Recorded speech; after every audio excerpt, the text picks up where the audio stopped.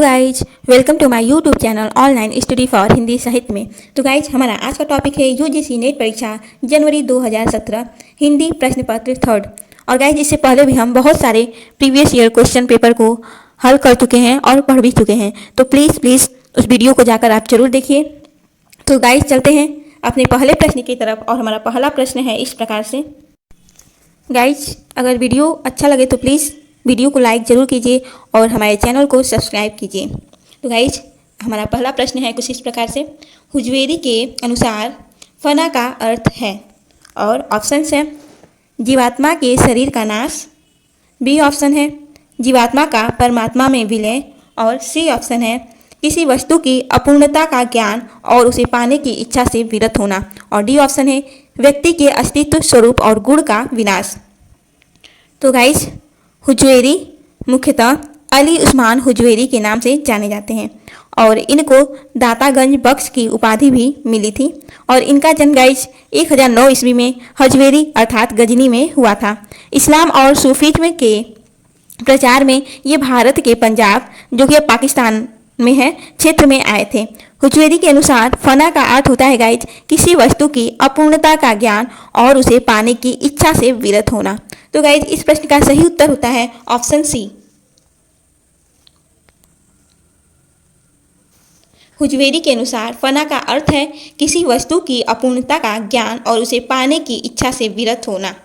तो चलते हैं गाइज दूसरे प्रश्न की तरफ। और दूसरा प्रश्न है रास पंचाध्यायी किस छंद में लिखी गई है, और ऑप्शन है इंद्रवज्रा, उपेंद्र वज्रा, रोला या फिर मालिनी। तो रास पंचाध्यायी गाइज इनके रचनाकार है नंददास, और गाइज यह रोला छंद में लिखी गई है। और रास पंचाध्यायी में श्री कृष्ण की रासलीला का वर्णन किया गया है। यह श्रीमद् भागवत की कथा के अनुसार 5 अध्यायों में विभक्त है।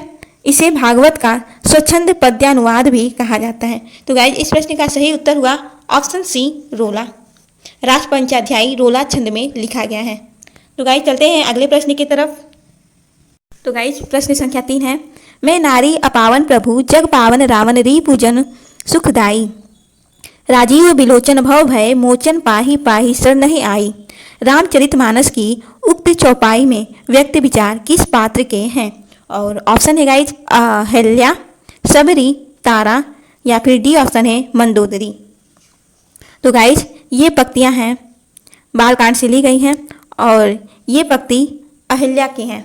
तो इसका उत्तर हुआ ऑप्शन ए अहिल्या। तो चलते हैं गाइज अगले प्रश्न की तरफ। गाइज इसके कुछ और पात्रों की पंक्तियों को हम देख लेते हैं। जैसे में सबरी की पंक्तियां हैं अधम ते अधम अति नारी, तिन्ह मह में मति मंद अधारी।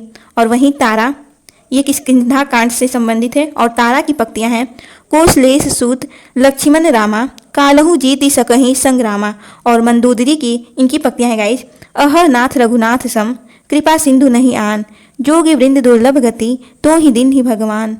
तो गाइज अगला प्रश्न है हमारा राम और सीता के विवाह के अवसर पर किस कवि ने मिथिला की स्त्रियों से गारी गीत गवाया है, और ऑप्शन है गाइज तुलसीदास, बी ऑप्शन है स्वामी अग्रदास, और सी ऑप्शन है केशवदास, और डी ऑप्शन है गाइज प्राणचंद चौहान। तो गाइज राम और सीता के विवाह के अवसर पर जिस कवि ने मिथिला की स्त्रियों से गारी गीत गवाया है वो है गाइज केशवदास। इन्होंने मिथिला की नारियों से गारी गीत गवाया है। रामचंद्रिका के छठे प्रकाश में जीवनार शीर्षक देकर केशवदास ने मिथिला की स्त्रियों से राम सीता के विवाह के अवसर पर गारी गीत गवाया है। भांति भांति अन्नपान व्यंजन आदि जेवहीं, देत नारी गारी पूरी भूरी भूरी भवेहीं। अब गारी तुम कह देही हम कहीं कहाँ, दुल्ह रामजू कछु बाप प्रिय परदार सुनियत, करी कहत कुमावजू। गाइज ये कुछ पंक्तियां हैं केशवदास जी की। तो गाइज चलते हैं अगले प्रश्न की तरफ। और अगला प्रश्न है कुछ इस प्रकार से। प्रश्न संख्या 5 है गाइज अच्युत चरण तरंगिनी शिव सिर मालती माल, हरि न बनायो सुरसरी कीजो इंद्रो भाल। इस दोहे के रचनाकार का नाम बताना है। तो गाइज ऑप्शंस हैं रहीम, रसलीन, रसखान या फिर राम सहाय। तो गाइज ये पंक्तियां हैं रहीम दास की। इसका सही उत्तर हुआ ऑप्शन ए रहीम दास। वहीं गाइज रसलीन की पंक्तियां हैं, तीय सैसो जोबन मिले भेद न जानियो जात, प्रात समय निशी ध्योस के ध्रुवों भात दरसात। और रसखान की पंक्तियां हैं गाइज, केतक ही कलधौत के धाम, करिल के कुंजन ऊपर वारो। वहीं राम सहाय जी की पंक्तियां हैं, वृंदावन बिहरत फिरे राधानंद किशोर, नीरद दामिनी जानी संग बोले डोले भोर। तो चलते हैं प्रश्न संख्या 6 की तरफ। और प्रश्न संख्या 6 है गाइज, निम्नलिखित काव्य कृतियों में से कौन सी कृति प्रबंध काव्य नहीं है? और ऑप्शन है गाइज, चंडी चरित्र, रामचरित्र, सुदान चरित्र, और डी ऑप्शन है गाइज, सुजान हित प्रबंध। तो प्रबंध काव्य नहीं पूछा गया है, तो वो है गाइज ऑप्शन डी, सुजान हित प्रबंध। यह एक प्रबंध काव्य नहीं है। और चंडी चरित्र, रामचरित्र, सुजान चरित्र, ये सभी प्रबंध काव्य हैं। तो चलते हैं अगले प्रश्न की तरफ। और प्रश्न संख्या 7 है गाइज, लिखन बैठे जाकी सभी गही गही गर्भ गरुड़, भय न केते जगत के चतुर चितीरे कूर। इस दोहे में सभी शब्द का क्या अर्थ है? और ऑप्शन दिए गए हैं, चित्र नायिका के समान, बी ऑप्शन है काल्पनिक चित्र, सी ऑप्शन है आदर्श चित्र, और डी ऑप्शन है मनोनुकूल चित्र। तो गाइज इसमें जो सखी शब्द है उसका अर्थ है गाइज चित्र नायिका के समान। इस प्रश्न का सही उत्तर हुआ ऑप्शन ए। गाइज ये जो दोहा ऊपर लिखा गया है यह बिहारी जी का दोहा है, और इसमें आया सभी शब्द अरबी का सभी है, जिसका अर्थ हम लोगों ने देखा चित्र नायिका के समान। तो चलते हैं गाइज अगले प्रश्न की तरफ। और प्रश्न संख्या 8 है, गीति संग्रह के रचनाकार कौन है? और ऑप्शन ए है श्रुति मिश्र, बी ऑप्शन रसनिधि, सी ऑप्शन रसिक गोविंद, डी ऑप्शन श्रीपति। तो गाइज गीति संग्रह के रचनाकार हैं रसनिधि। इस प्रश्न का सही उत्तर हुआ ऑप्शन बी रसनिधि। वहीं श्रुति मिश्र, इनकी रचनाओं का नाम है रसरस, नक्सिक, काव्य सिद्धांत, और रसिक गोविंद की रचनाओं का नाम है अष्टदेश भाषा और समय प्रबंध, और श्रीपति के रचनाओं का नाम है काव्य सरोज, रस सागर, अलंकार गंगा। तो चलते हैं अगले प्रश्न की तरफ। और प्रश्न है, शकुंतला नाटक किसकी रचना है? और ऑप्शन है जसवंत सिंह, राम, निवाज या फिर नागरीदास। तो गाइस इसको हम एक ट्रिक से भी याद कर सकते हैं कि शकुंतला नाटक से बाज नहीं आती। तो इस प्रश्न का सही उत्तर गाइस आप लोग को पता चल ही गया होगा। इसका आंसर होगा ऑप्शन सी निवाज। और ट्रिक है शकुंतला नाटक से बाज नहीं आती, अर्थात शकुंतला नाटक जो रचना है इसके रचनाकार हो गए निवाज। तो चलते हैं अगले प्रश्न की तरफ। और प्रश्न संख्या 10 है, सूरसागर के पदों का भावानुसरण करते हुए किस कवि ने कृष्ण के जीवन का चित्रण किया है? और ऑप्शन है ब्रजवासीदास, बी ऑप्शन रामचरण दास, सी ऑप्शन मंचित, और डी ऑप्शन प्रेम सखी। तो सूरसागर के पदों का भावानुसरण करते हुए कृष्ण के जीवन का जिस कवि ने चित्रण किया है गाइस वो है ब्रजवासीदास। ब्रजवासीदास ने सूरसागर के पदों का भावानुसरण करते हुए कृष्ण के जीवन का चरित्र चित्रण किया है। तो चलते हैं गाइस अगले प्रश्न की तरफ।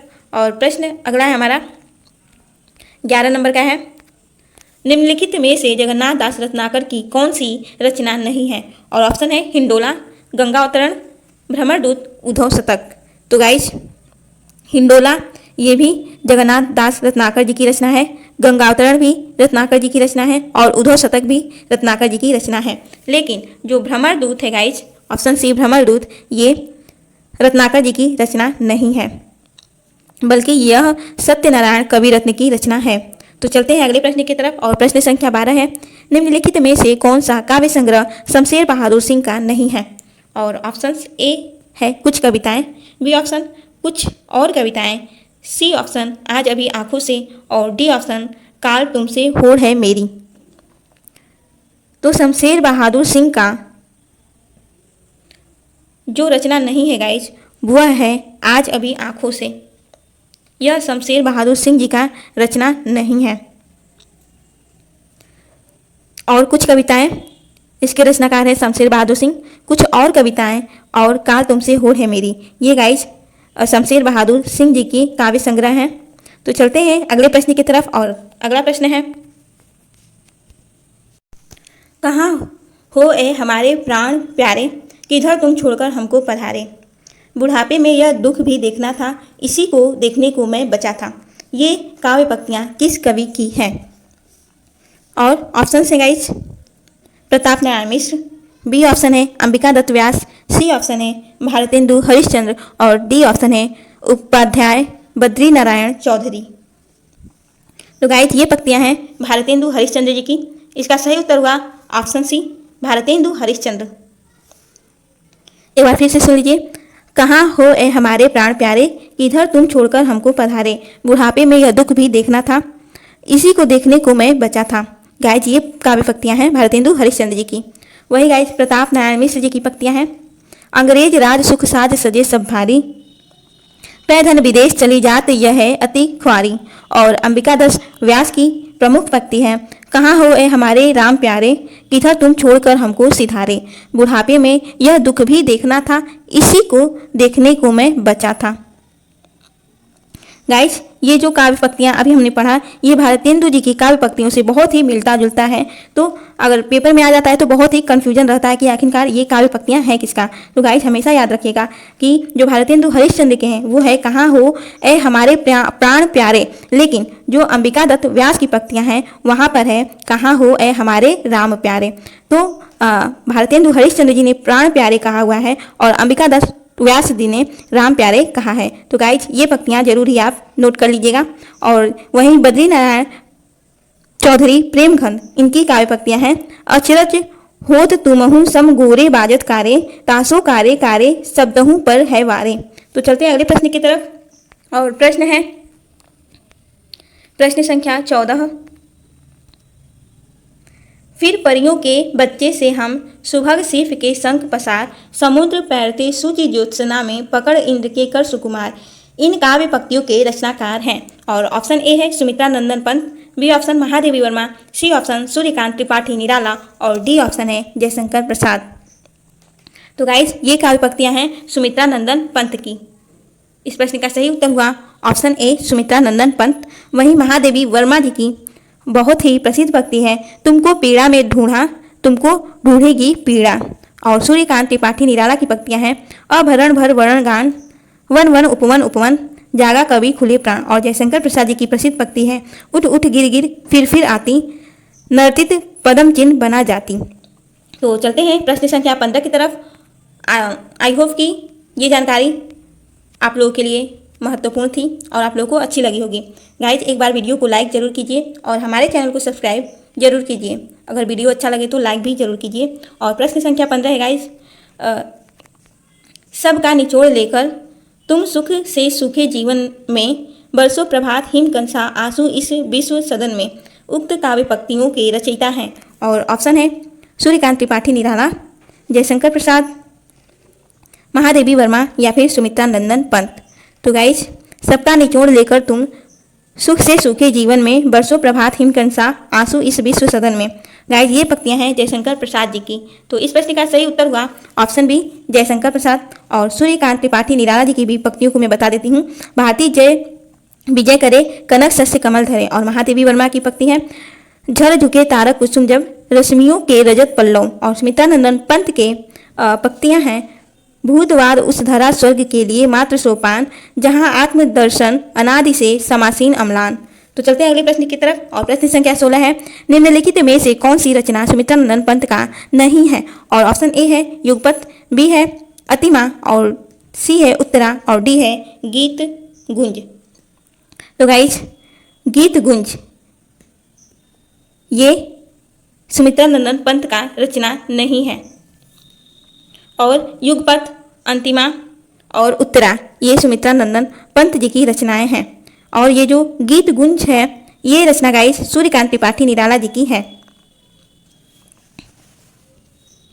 तो गाइस अगला प्रश्न है, निम्नलिखित में से कौन सी रचना महादेवी वर्मा की है। बहुत ही इंपॉर्टेंट प्रश्न है गाइस, तो ध्यान से सुनिएगा। ऑप्शन ए है वीणा, बी ऑप्शन है गीतिका, सी ऑप्शन है निशा और डी ऑप्शन है नीरजा। तो गाइस एक बार इस प्रश्न का आंसर देने का जरूर कोशिश कीजिएगा और कमेंट में जरूर बताइएगा कि इस प्रश्न का उत्तर क्या होगा। तो गाइज निम्नलिखित में से कौन सी रचना महादेवी वर्मा की है? तो गाइज वो है नीरजा। नीरजा रचना महादेवी वर्मा की है और इसका प्रकाशन वर्ष गाइज 1935 ईस्वी। वहीं वीणा रचना गाइज इसके रचनाकार पंत जी हैं और गीतिका के रचनाकार निराला हैं। वहीं निशा निमंत्रण उसके रचनाकार हैं हरिवंश राय बच्चन और गीतिका का प्रकाशन वर्ष 1936 ईस्वी, वीणा का प्रकाशन वर्ष है 1927 ईस्वी और निशा निमंत्रण का है 1938 ईस्वी। तो अगले प्रश्न की तरफ इसी के साथ चलते हैं बिना टाइम को वेस्ट करते हुए। तो प्रश्न है, कहाँ जाऊं हर दिशा में मृत्यु से भी बहुत आगे की अपरिमित दूरियां हैं। कविता की ये पंक्तियां कुंवर नारायण की किस रचना से हैं? और ऑप्शन ए है चक्रव्यूह, बी ऑप्शन है अपने सामने, सी ऑप्शन है आत्मजयी और डी ऑप्शन है परिवेश हम तुम। तो गाइज कहाँ जाऊं हर दिशा में मृत्यु से भी बहुत आगे की अपरिमित दूरियां हैं। गाइज ये पंक्तियां कुंवर नारायण के आत्मजयी रचना से ली गई है। यह एक पौराणिक काव्य है जो कठोपनिषद के नचिकेता प्रसंग पर आधारित है। डॉक्टर नगेंद्र ने आत्मजयी को विचार काव्य कहा है और आगे कहते हैं आत्मजयी मूलतः आधुनिक चेतना का काव्य है। तो गाइस याद रखिएगा, इसको नोट कर लीजिएगा। तो चलते हैं अगले प्रश्न की तरफ और प्रश्न संख्या 19 है, चौपट, चपेट और मयंक मंजरी नाटकों के लेखक हैं। और ऑप्शन ए है किशोरी लाल गोस्वामी, बी ऑप्शन है बाबू रामकृष्ण वर्मा, सी ऑप्शन है मथुरा प्रसाद चौधरी और डी ऑप्शन है रूप नारायण पांडे। तो चौपट, चपेट, मयंक मंजरी गाइस इसके जो लेखक हैं वो हैं किशोरी लाल गोस्वामी। तो इस प्रश्न का सही उत्तर हुआ ऑप्शन ए। इसी के साथ चलते हैं अगले प्रश्न की तरफ और प्रश्न संख्या 20 है गाइस, डॉक्टर गोपाल राय के अनुसार हिंदी में नॉवेल के अर्थ में उपन्यास पद का प्रथम प्रयोग किसने किया?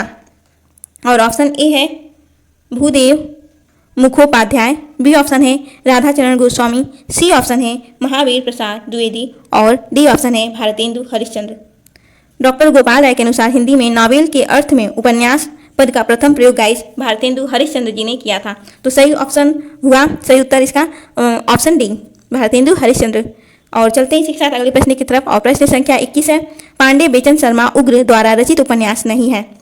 और ऑप्शन ए है चंद हसीनों के खतूत, बी ऑप्शन दिल्ली का कलंक, सी ऑप्शन बुधवा की बेटी और डी ऑप्शन है दिल्ली का दलाल।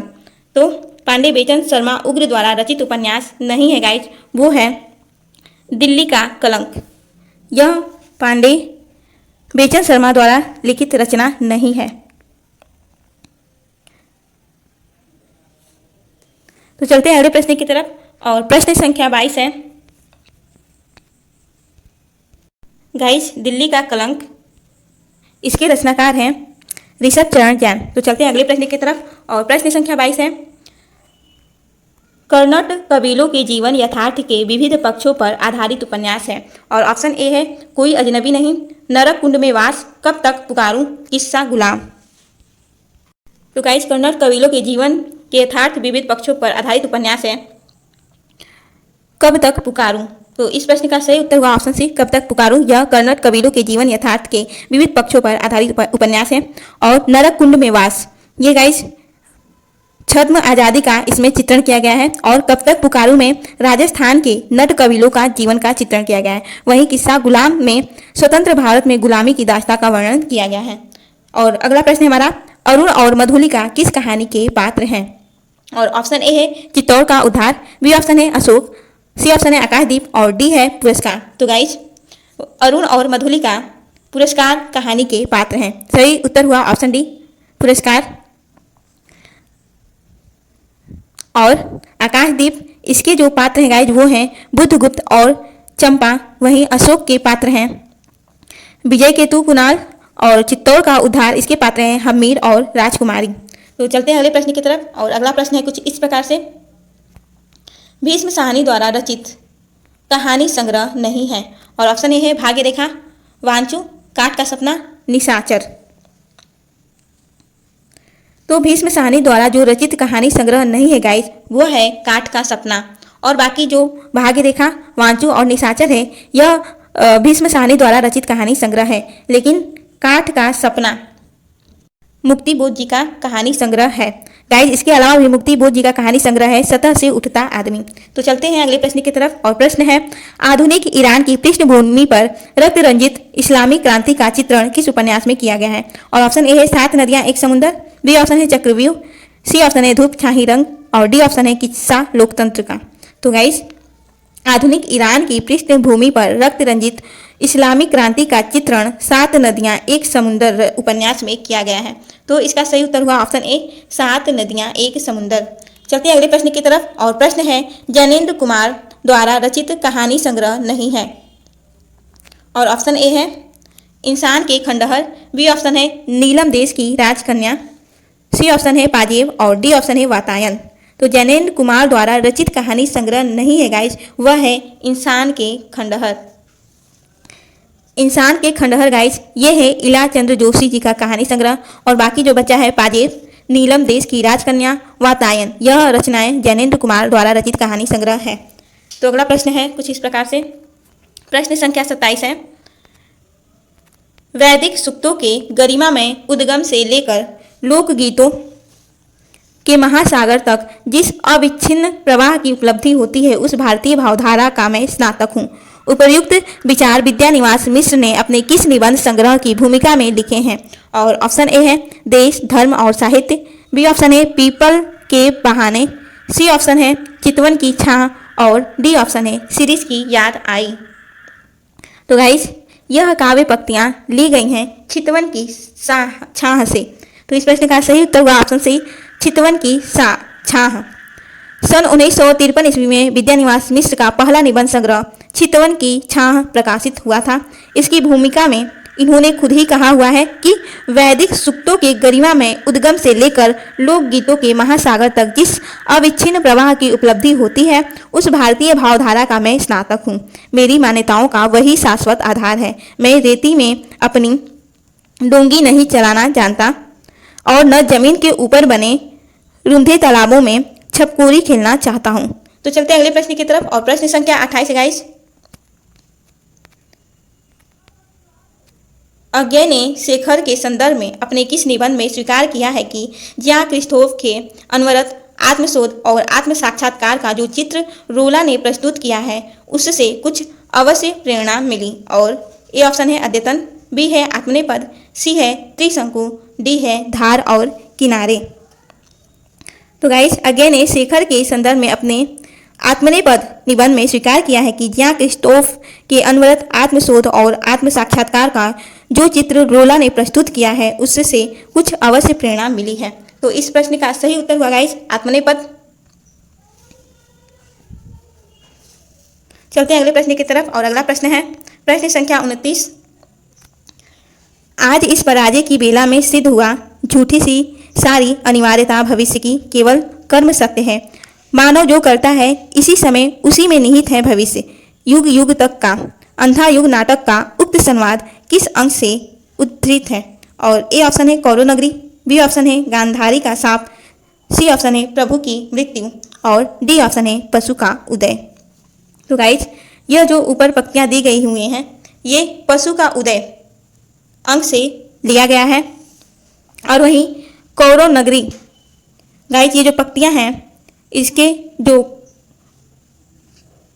कथनकार है वो हैं वृद्धयाचक। वहीं कौरव नगरी में विदुर के द्वारा कहा गया पंक्ति है मर्यादा मत तोड़ो, तोड़ी हुई मर्यादा कुचले हुए अजगर सी गुंजालिका में कौरव वंश को लपेटकर सूखी लकड़ी सा तोड़ डालेगी। और गांधारी का सांप में विदुर ने ही ये पंक्तियां कही हुई है छोड़ दिया केवल भ्रूण हत्या का सांप, उसे दिया और उसने मणि ले ली। और प्रभु की मृत्यु अंक में युयोत्सु ने ये पंक्तियां कही हुई हैं होगी होगी बधिकों की मुक्ति प्रभु के मरण से, किंतु रक्षा कैसे होगी अंधे युग में मानव भविष्य की। तो चलते हैं अगले प्रश्न की तरफ और प्रश्न हमारा अगला है समझदारी आने पर यौवन चला जाता है, जब तक माला गूंथी जाती है फूल कुम्हला जाते हैं। जयशंकर प्रसाद कृत चंद्रगुप्त नाटक का उक्त संवाद किस पात्र द्वारा बोला गया है। तो गाइज जाहिर सी बात है ये पंक्तियां चाणक्य के द्वारा कही गई हैं।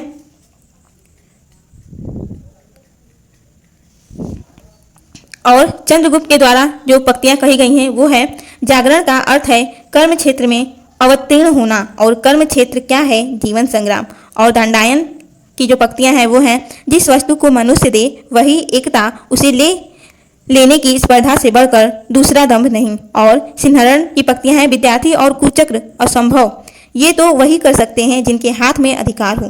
तो चलते हैं अगले प्रश्न की तरफ, और प्रश्न संख्या 31 है, काव्य शोभाया कर्तारो धर्म गुणा, यह किस आचार्य की उक्ति है। और ऑप्शन ए है मम्मट, बी है वामन, सी है आनंदवर्धन, और डी ऑप्शन है विश्वनाथ। तो गाइज ये पंक्तियां हैं वामन की, सही उत्तर है ऑप्शन बी वामन।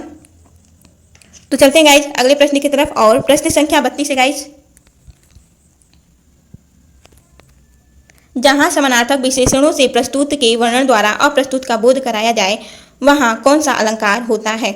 और ए ऑप्शन है समासुक्ति, बी ऑप्शन है सहोक्ति, सी ऑप्शन है विनोक्ति, और डी ऑप्शन है व्यतिरेक।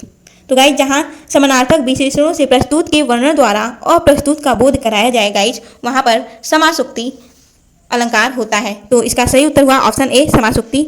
वही गाइज जहां पर बहुत सी बातों का कथन एक साथ किया जाता है वहां पर सहोक्ति अलंकार होता है। और जहां एक के अभाव में दूसरे पदार्थ शोभित अथवा अशोभित कहा जाता है वहां पर विनोक्ति अलंकार होता है। और व्यतिरेक अलंकार वहां होता है जहां पर उपमेय को उपमान से श्रेष्ठ बताया जाए और उसका कारण भी दिया जाए, गाइज वहां पर व्यतिरेक अलंकार होता है। तो चलते हैं अगले प्रश्न की तरफ, और प्रश्न संख्या 33 है, मैं साहित्य को मनुष्य की दृष्टि से देखने का पक्षपाती हूँ, यह किस आचार्य की उक्ति है। और ऑप्शन ए है महावीर प्रसाद द्विवेदी, बी ऑप्शन है रामचंद्र शुक्ल, सी ऑप्शन है हजारी प्रसाद द्विवेदी, और डी ऑप्शन है नंद दुलारे वाजपेयी। तो गाइज मैं साहित्य को मनुष्य की दृष्टि से देखने का पक्षपाती हूँ, यह कथन के उक्तिकार हैं हजारी प्रसाद द्विवेदी। सही उत्तर हुआ guys option C, Hazari Prasad Dwivedi ji ने इन पंक्तियों को कहा हुआ है। तो चलते हैं इसी के साथ अगले प्रश्न की तरफ, और प्रश्न संख्या 34 है, निम्नलिखित में से किस आचार्य ने अलंकार को काव्य की आत्मा मानकर रस का महत्व गौड़ कर दिया। और ऑप्शन है भामा, बी ऑप्शन है वामन, सी ऑप्शन है विश्वनाथ, और डी ऑप्शन है आनंदवर्धन। तो गाइज भामा, इस प्रश्न का सही उत्तर हुआ भामा, ऑप्शन ए भामा। और गाइज भामा अलंकार संप्रदाय के प्रवर्तक भी माने जाते हैं, और अलंकार संप्रदाय का प्राचीनतम ग्रंथ है काव्य अलंकार, और इसके लेखक भामा हैं। भामा के मत से काव्य का प्राण या आत्मा अलंकार है, अलंकार का सब कुछ वक्रोक्ति है। भामा ने रस और भाव के स्वतंत्र अस्तित्व को नहीं स्वीकारा, भामा ने रस का समावेश अलंकारों में ही किया है, और इस प्रकार भामा ने काव्य की आत्मा अलंकार को माना और रस का महत्व गौर कर दिया। और हमारा अगला प्रश्न है, जब वक्रोक्ति वक्ता की कंठ ध्वनि पर आश्रित होती है तब उसे क्या कहा जाता है। और ऑप्शन ए है सभंग श्लेष वक्रोक्ति, बी ऑप्शन है अभंग श्लेष वक्रोक्ति, सी ऑप्शन है काकु वक्रोक्ति, और डी ऑप्शन है प्रहेलिका। तो गाइस इस प्रश्न का सही उत्तर है काकु वक्रोक्ति।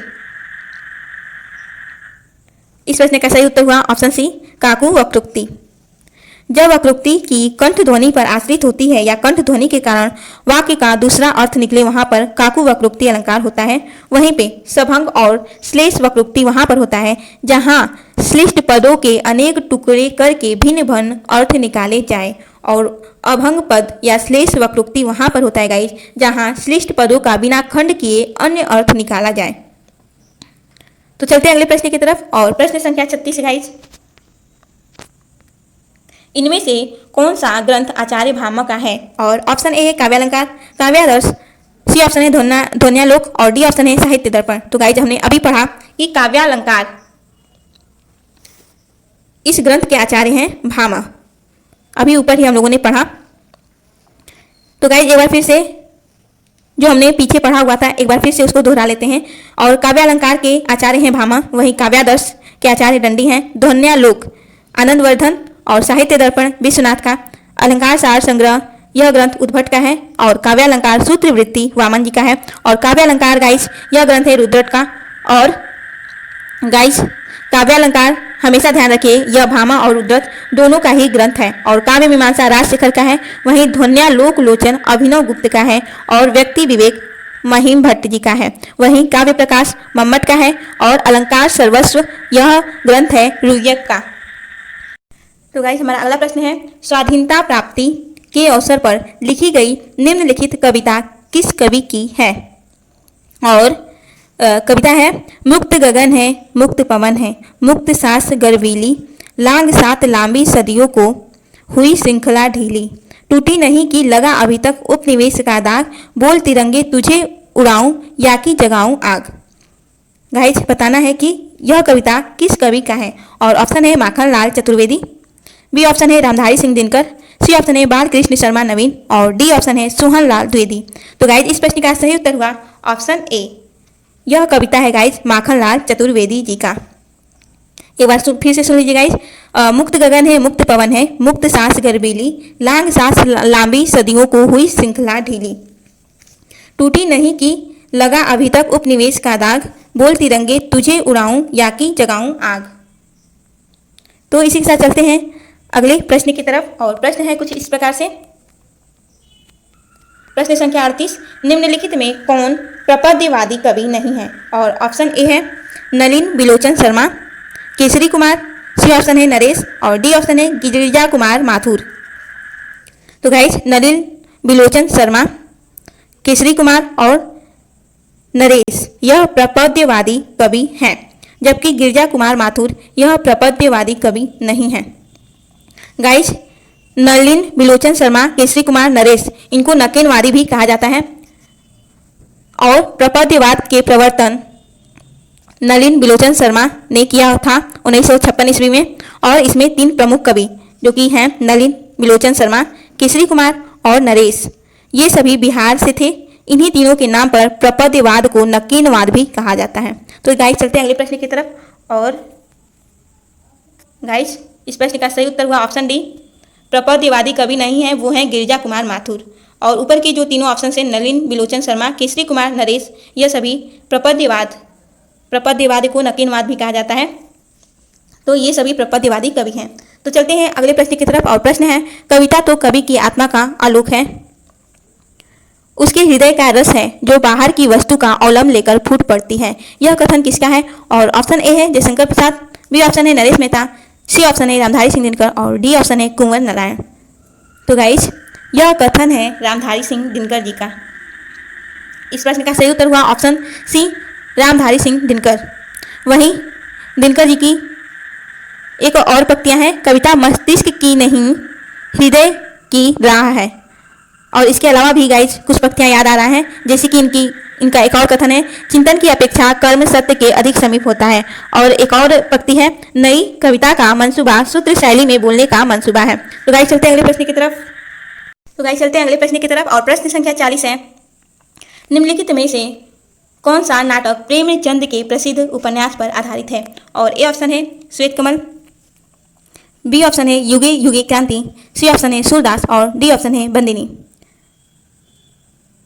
तो गाइज प्रेमचंद के प्रसिद्ध उपन्यास पर आधारित नाटक है सूरदास।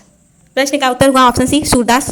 इसी के साथ गाइज सूरदास का जो प्रकाशन वर्ष है वो है 1997। तो चलते हैं अगले प्रश्न की तरफ और प्रश्न संख्या 41 है, भक्तमाल में दिए गए रामानंद के प्रथम 4 शिष्यों का सही अनुक्रम क्या है? और गाइज ऑप्शन ए है सुखानंद, नरहरियानंद, अनंतानंद, सुरसुरानंद, बी ऑप्शन है अनंतानंद, सुखानंद, सुरसुरानंद, नरहरियानंद और सी ऑप्शन है सुरसुरानंद, अनंतानंद, नरहरियानंद, सुखानंद, डी ऑप्शन है सुखानंद, सुरसुरानंद, नरहरियानंद और अनंतानंद।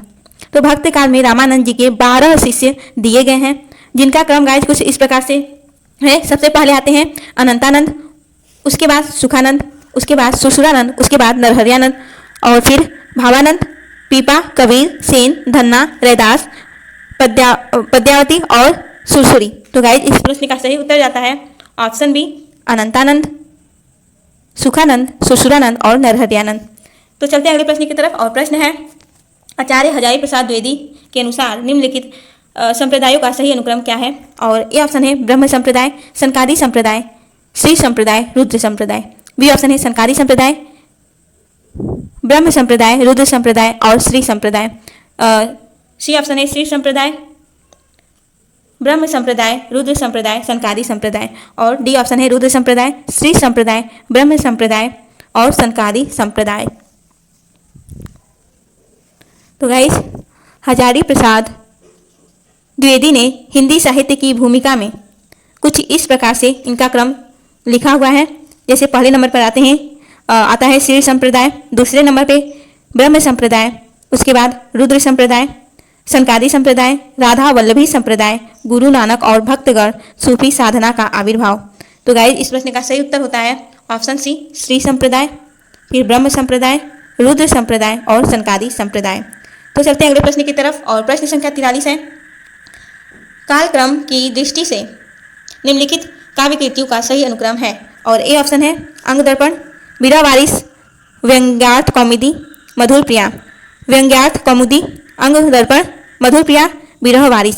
सी ऑप्शन है वीरा वारिस, मधुर प्रिया, अंग दर्पण, व्यंग्यार्थ कौमुदी और डी ऑप्शन है मधुर प्रिया, अंग दर्पण, व्यंग्यार्थ कौमुदी और विरह वारिस।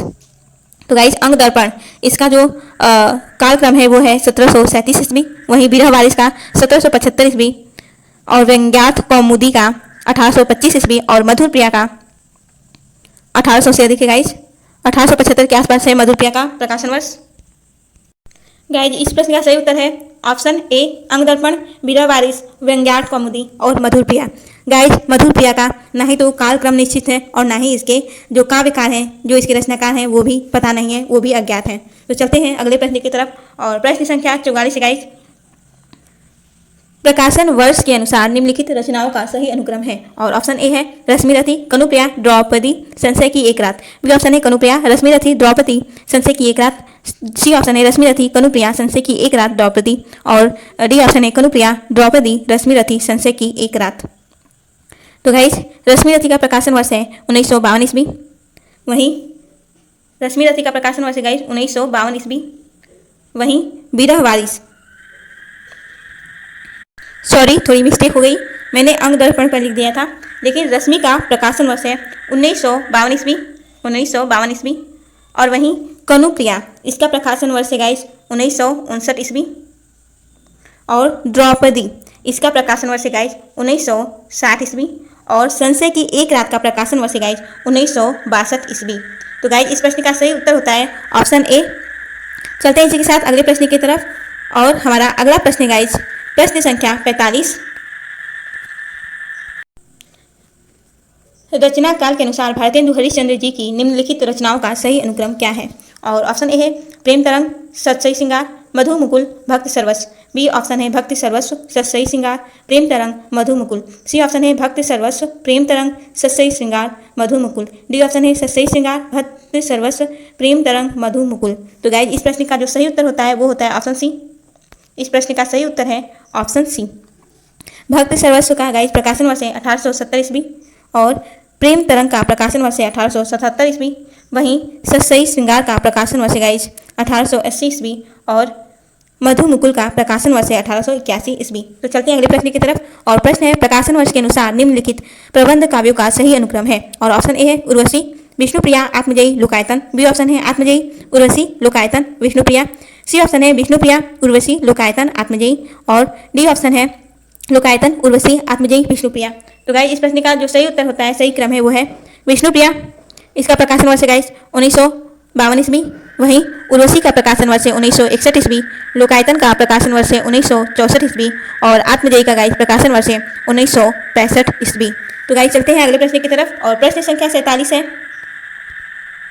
जन्म काल के अनुसार निम्नलिखित कवियों का सही अनुक्रम है और ऑप्शन ए है राजकमल चौधरी, श्रीकांत वर्मा, केदारनाथ सिंह, धूमिल। बी ऑप्शन है श्रीकांत वर्मा, केदारनाथ सिंह, राजकमल चौधरी, धूमिल।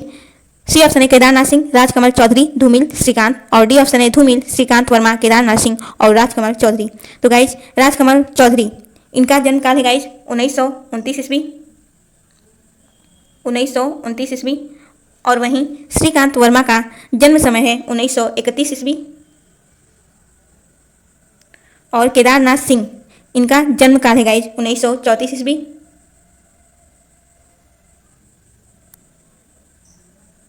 और धूमिल का जन्म काल है 1936 ईस्वी। तो इस प्रश्न का सही उत्तर हुआ ऑप्शन ए राजकमल चौधरी, श्रीकांत वर्मा, केदारनाथ सिंह और धूमिल। तो चलते हैं अगले प्रश्न की तरफ और प्रश्न संख्या 48 है। जन्म काल की दृष्टि से निम्नलिखित निबंधकारों का सही अनुक्रम है और ऑप्शन ए है बालकुमन गुप्त, श्याम सुंदर दास सरदार, पूर्ण सिंह गुलाब राय। बी ऑप्शन है गुलाब राय, सरदार पूर्ण सिंह, श्याम सुंदर दास, बाल कुमुद गुप्त। सी ऑप्शन है श्याम सुंदर दास, सरदार पूर्ण सिंह, बाल कुमुद गुप्त, गुलाब राय। डी ऑप्शन है सरदार पूर्ण सिंह, श्याम सुंदर दास, गुलाब राय और बाल कुमुद गुप्त।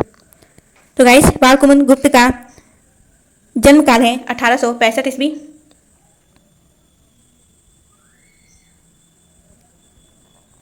और श्याम सुंदर दास का जन्म काल है 1875 ईस्वी। वहीं सरदार पूर्ण सिंह जी का जन्म काल है गाइस 1881 ईस्वी और गुलाब राय का जन्म काल है 1888 ईस्वी। तो गाइस इस प्रश्न का सही उत्तर हुआ ऑप्शन ए, बाल कुमुद गुप्त, श्याम सुंदर दास, सरदार पूर्ण सिंह और गुलाब राय। तो अगले प्रश्न की तरफ चलते हैं और हमारा अगला प्रश्न है जन्म काल के अनुसार निम्नलिखित उपन्यासकारों का सही अनुक्रम है। और ऑप्शन ए है यशपाल, हजारी प्रसाद द्विवेदी, अज्ञेय, रांगे, राघव। बी ऑप्शन है हजारी प्रसाद द्विवेदी, अज्ञेय, रांगे, राघव, यशपाल। सी ऑप्शन है अज्ञेय, रांगे, राघव, यशपाल, हजारी प्रसाद द्विवेदी। डी ऑप्शन है रांगे, राघव, यशपाल, हजारी प्रसाद द्विवेदी, अज्ञेय। तो गाइज यशपाल इनका जन्म काल है गाइज 1903 ईस्वी और हजारी प्रसाद द्विवेदी जी का जन्म काल है 1907 ईस्वी और अज्ञेय का जन्म काल है गाइज 1911 ईस्वी और रांगे राघव इनका जन्म काल है 1923 ईस्वी। तो गाइज इस प्रश्न का भी सही उत्तर हुआ ऑप्शन ए,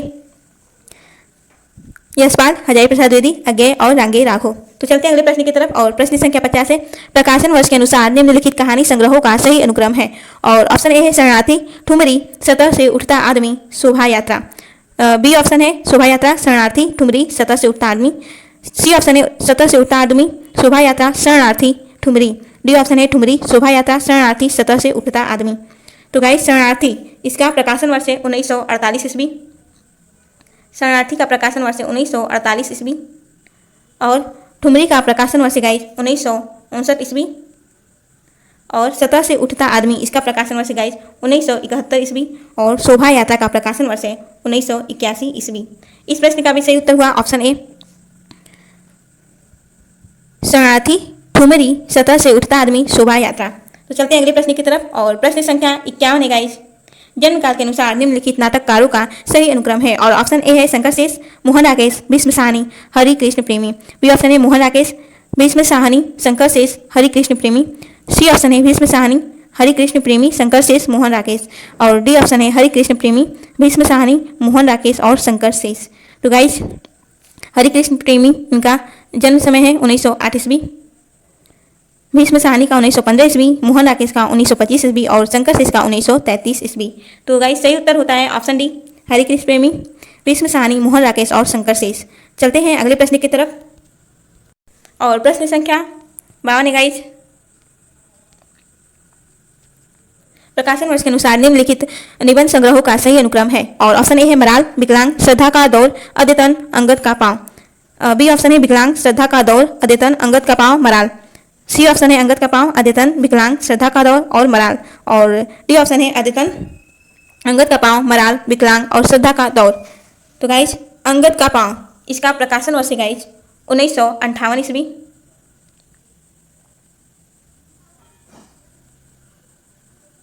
और अद्यतन का प्रकाशन वर्ष है 1977 ईस्वी। वहीं विकलांग, श्रद्धा का दौर का प्रकाशन वर्ष है गाइज 1980 ईस्वी और मराल का प्रकाशन वर्ष है 1993 ईस्वी।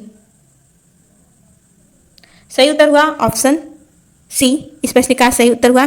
तो चलते हैं अगले प्रश्न की तरफ और प्रश्न संख्या 53 है गाइस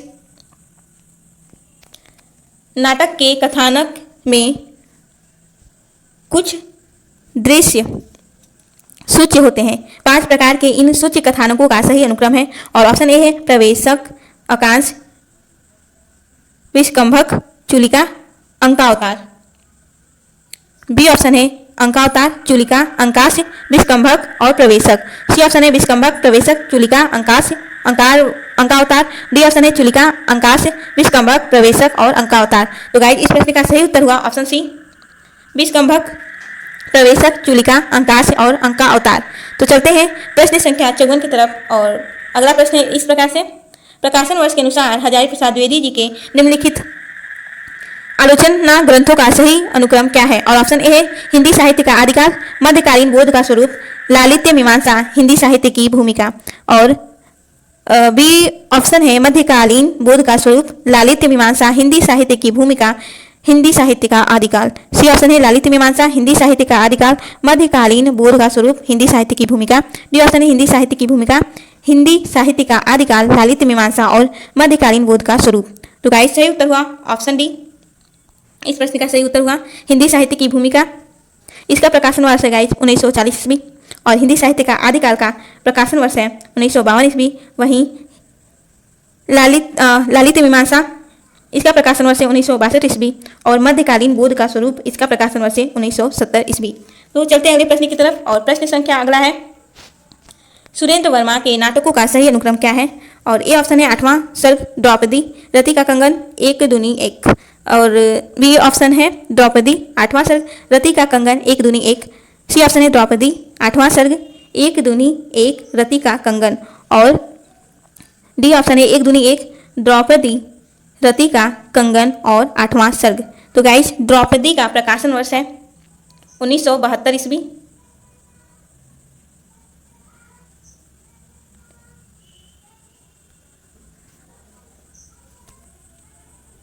गाइस आठवां सर्ग का 1976 ईस्वी और एक दूनी एक का प्रकाशन वर्ष है गाइस 1927 ईस्वी। एक दूनी एक का प्रकाशन वर्ष है 1927 ईस्वी, द्रौपदी का प्रकाशन वर्ष है 1972 ईस्वी, आठवां सर्ग का प्रकाशन वर्ष है 1976 ईस्वी और रति का कंगन का प्रकाशन वर्ष है गाइस 2011 ईस्वी। सही उत्तर हुआ ऑप्शन सी। इस प्रश्न का सही उत्तर हुआ